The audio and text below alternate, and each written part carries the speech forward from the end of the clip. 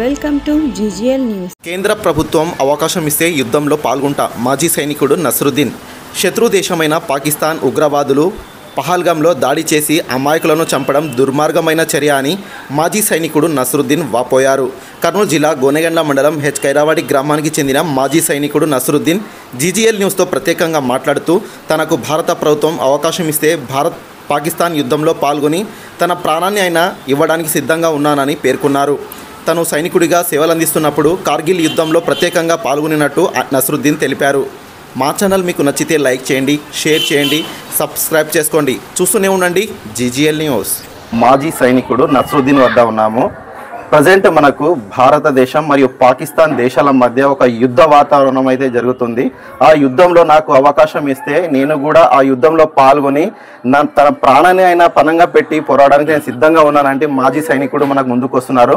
సార్తో ఒకసారి మనం మాట్లాడే ప్రయత్నం అయితే చేస్తున్నాం. సార్, ఖైరావాడి గ్రామంలో నివసిస్తున్నాను. నేను మాజీ సైనికుని దాదాపు 18 సంవత్సరాలు సైన్యంలో నేను డ్యూటీ చేశాను. అంతేకాకుండా నాకు కార్గిల్ యుద్ధము నేను పార్టిసిపేట్ చేశాను. దాంట్లో చాలా మటుకు నా నైపుణ్యము ఉన్నది. అంతేకాకుండా మన భారతదేశంలో ఇప్పుడు జరుగుతున్న సమస్యలను బట్టి పాకిస్తాన్తో యుద్ధంలో మాకు అవకాశం ఇచ్చినంటే 100% మేము దేశ సేవ కోసం ముందు పోవడానికి సిద్ధంగా ఉన్నాము. మా మాజీ సైనికులు అందరం కూడా, నేను ఒక్కనే కాదు, మాజీ సైనికులు అందరూ కూడా సిద్ధంగానే ఉన్నారు.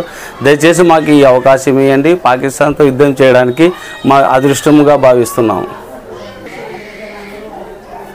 పహల్గాం ఉగ్రదాడిలో జరిగినటువంటి అమాయకుల ప్రజలతో జీవితాలతో ఆటాడుకున్న పాకిస్తాన్కి మంచి బుద్ధి చెప్పడానికి అవకాశం వచ్చింది. కాబట్టి మాకు ఖచ్చితంగా ఈ అవకాశాన్ని మాకేంటి, మా సైనికులు ధైర్యంగా మేము ముందుకెళ్ళి పాకిస్తాన్ అంతం చేయడానికి మేము ముందున్నాం. అంతేకాకుండా భారతదేశము 100% 100% విజయం భారతదేశానికి అని నేను కోరుకుంటున్నాను.